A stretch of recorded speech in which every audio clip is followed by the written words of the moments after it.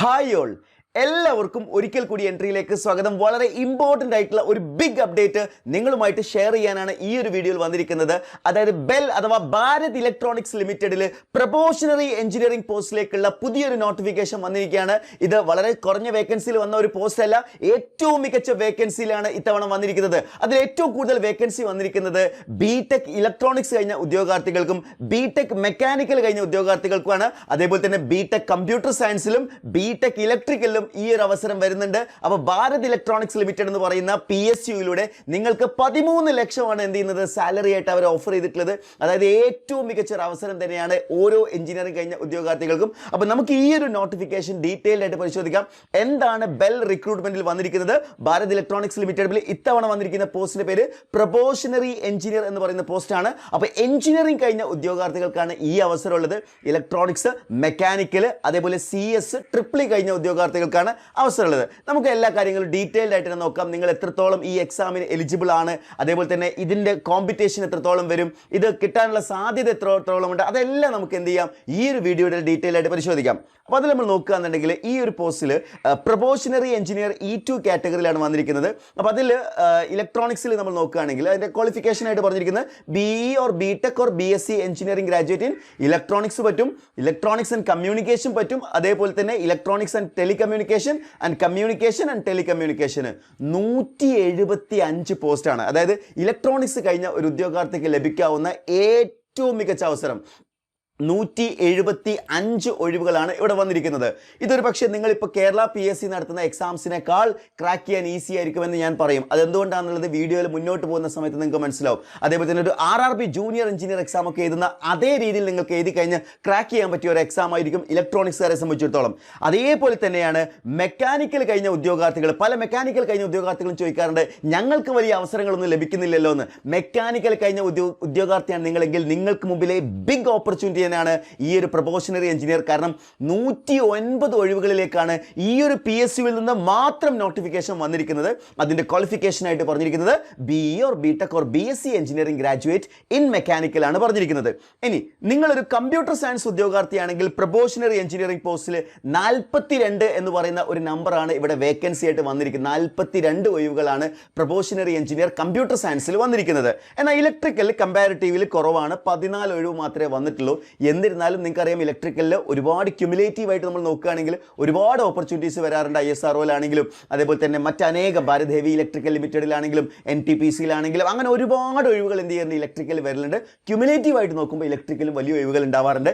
എന്നാൽ PSUവിൻ്റെ ഈ ഒരു പെർട്ടിക്കുലർ നോട്ടിഫിക്കേഷനിൽ ഇലക്ട്രോണിക്സ് കഴിഞ്ഞ ഉദ്യോഗാർത്ഥികളെ സംബന്ധിച്ചിടത്തോളം ഇതൊരു ഗോൾഡൻ ഓപ്പർച്യൂണിറ്റി തന്നെയാണ്. അതേപോലെ തന്നെയാണ് മെക്കാനിക്കൽ കഴിഞ്ഞ ഉദ്യോഗാർത്ഥികൾക്ക് 109 ഒഴിവുകളാണ് ഇവിടെ വന്നിരിക്കുന്നത്. അപ്പോൾ പലർക്കുള്ള സംശയമാണ്, ഇതൊരു ഓൾ ഇന്ത്യ ലെവൽ എക്സാമിനേഷൻ ആകുമ്പോൾ ഈ 175 ഒഴിവുകളും 109 ഒഴിവുകളും നമുക്ക് ക്രാക്ക് ചെയ്യാൻ പറ്റുമോ? ഇതൊരു ഓൾ ഇന്ത്യ ലെവൽ എക്സാം അല്ലേ, ഹൈ ലെവൽ കോമ്പറ്റീഷൻ ആയിരിക്കില്ലേ എന്നൊക്കെ ആയിരിക്കും നിങ്ങൾ ചിന്തിക്കുന്നുണ്ടാവുക.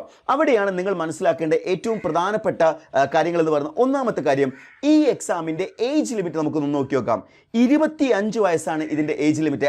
ഏജ് ആസ് ഓൺ 1/10/2025, അതായത് ഒക്ടോബർ 1-ന് 25 വയസ്സായിരിക്കണം. അതിൻ്റെ ഉള്ളിലുള്ള ആളായിരിക്കണം നിങ്ങൾ ഈ എക്സാം എഴുതുന്നുണ്ടെങ്കിൽ. അതായത് 25 വയസ്സ് കഴിഞ്ഞ ഒരാളാണെങ്കിൽ അപ്ലൈ ചെയ്യാൻ പറ്റില്ല. പക്ഷേ ഇവിടെ ഒരു റിലാക്സേഷൻ വരുന്നുണ്ട്. 5 വർഷത്തെ റിലാക്സേഷൻ SC/STക്കും 3 വർഷത്തെ റിലാക്സേഷൻ OBCക്കും വരുന്നുണ്ട്.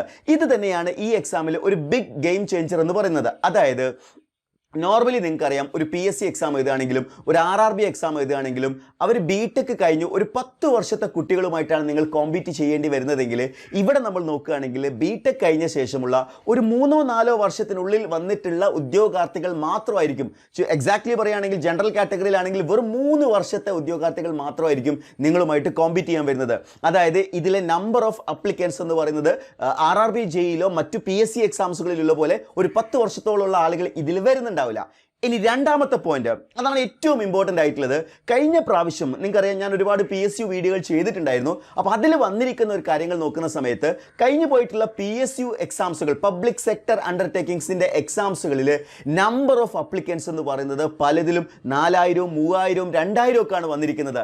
അതായത് ഒരുപാട് വേക്കൻസിയും ഒരുപാട് സാലറി ഒക്കെ വന്നുകൊണ്ടിരിക്കുന്ന ഈ ഒരു PSU ഓപ്പർച്യൂണിറ്റീസിൽ നമ്മൾ എന്ത് ചെയ്തിട്ടില്ല, അപ്ലൈ ചെയ്യാറില്ല എന്നുള്ളതാണ് ഒരു റിയാലിറ്റി. നിങ്ങളിൽ തന്നെ ഈ വീഡിയോ കാണുന്ന കാണുന്നത് എത്ര പേര് അപ്ലൈ ചെയ്തിട്ടുണ്ടാവും PSU എക്സാംസുകൾക്ക്.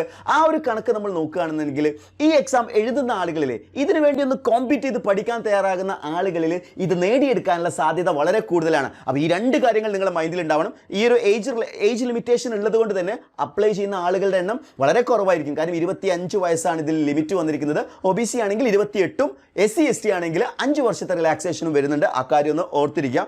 സോ ഈ ഒരു കാറ്റഗറിയിൽ പിന്നെ മറ്റൊരു ക്രൈറ്റീരിയ കൂടി ഉണ്ട്. അതായത് BE or BTech ഞാൻ പറഞ്ഞു. പക്ഷേ BE or BTechൽ ഫസ്റ്റ് ക്ലാസ് നിർബന്ധമാണ്. അതായത് ഫസ്റ്റ് ക്ലാസ് BTech ആണ് ഇവിടെ വേണ്ടത്.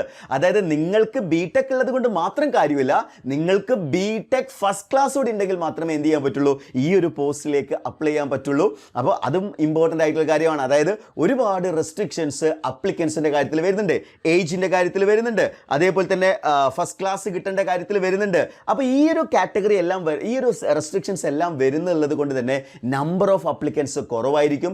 ലെവൽ ഓഫ് കോമ്പറ്റീഷൻ എന്തായിരിക്കും, കമ്പാരിറ്റീവ്ലി കുറവായിരിക്കും. നിങ്ങളൊന്ന് എഫേർട്ട് എടുക്കുകയാണെങ്കിൽ ഒരു ബിഗ് ഓപ്പർച്യൂണിറ്റി തന്നെയാണ് വരാനിരിക്കുന്നത്. അപ്പോൾ ഇനി ഈ പോസ്റ്റിനെ കുറിച്ച് ഏറ്റവും മോട്ടിവേറ്റിംഗ് ആയിട്ടുള്ള ഒരു കാര്യം കൂടി ഞാൻ പറയുകയാണ്. അതായത് ഈ ഒരു പോസ്റ്റിൽ നമ്മൾ നോക്കുകയാണെങ്കിൽ ബേസിക് പേ പറഞ്ഞിരിക്കുന്നത് 40,000 മുതൽ 1,40,000 വരെയാണ്. അതായത് നിങ്ങൾ പലപ്പോഴും പല പോസ്റ്റുകളിലും ഇത് കണ്ടിട്ടുണ്ടാവും.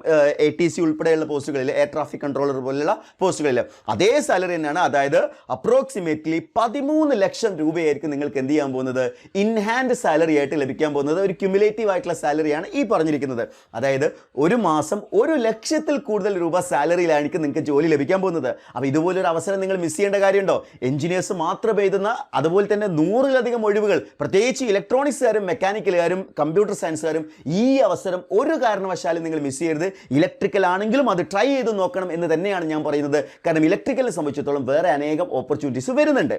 Okay, in addition to basic pay selected കാൻഡിഡേറ്റ്സിന് DA വരുന്നുണ്ട്, HRA വരുന്നുണ്ട്, അതേപോലെ തന്നെ ഒരുപാട് അലവൻസുകൾ, പെർഫോമൻസ് റിലേറ്റഡ് പേ വരുന്നുണ്ട്, മെഡിക്കൽ റീഇംബേഴ്സ്മെന്റ് വരുന്നുണ്ട്, അതുപോലുള്ള ഒരുപാട് അലവൻസുകളും ഇൻ അഡീഷൻ വരുന്നുണ്ട്. ബിക്കോസ് ഇതൊരു സെൻട്രൽ ഗവൺമെന്റ് എംപ്ലോയിക്ക് കിട്ടുന്ന അതേ സ്റ്റാറ്റസ് തന്നെയാണ്. ഇത് സെൻട്രൽ ഗവൺമെന്റ് പോസ്റ്റ് അല്ല, എന്നിരുന്നാലും PSU എന്ന് പറയുന്നത് ഒരു ഗവൺമെന്റ് ജോലി പോലെ സുരക്ഷിതമായിട്ടുള്ള, സെക്യൂർഡ് ആയിട്ടുള്ള, ഹൈ പേയിങ് ആയിട്ടുള്ള ഒരു ജോബാണ് എന്നുള്ള കാര്യം അറിഞ്ഞിരിക്കാം. ഓക്കെ, ഇനി എങ്ങനെയാണ് ഇതിൻ്റെ സെലക്ഷൻ പ്രോസസ്സ് നമ്മൾ നോക്കുകയാണെന്നുണ്ടെങ്കിൽ വളരെ സിമ്പിൾ ആയിട്ടുള്ള ഒരു എക്സാം. അതായത് സിമ്പിൾ ആയിട്ടുള്ള എക്സാം എന്ന് പറയുമ്പോൾ ആ ഒരു ലെവൽ നമ്മൾ നോക്കുകയാണെങ്കിൽ ഗേറ്റ് ലെവലിലേക്കൊന്നും ഈ എക്സാം എന്ത് ചെയ്യാറില്ല, പോകാറില്ല. അപ്പോൾ ഇതിൽ എക്സാം 2 മണിക്കൂറിലുള്ള ഒരു എക്സാമാണ്. 125 ക്വസ്റ്റ്യൻ കൂടിയാണ് ഉണ്ടാവുക.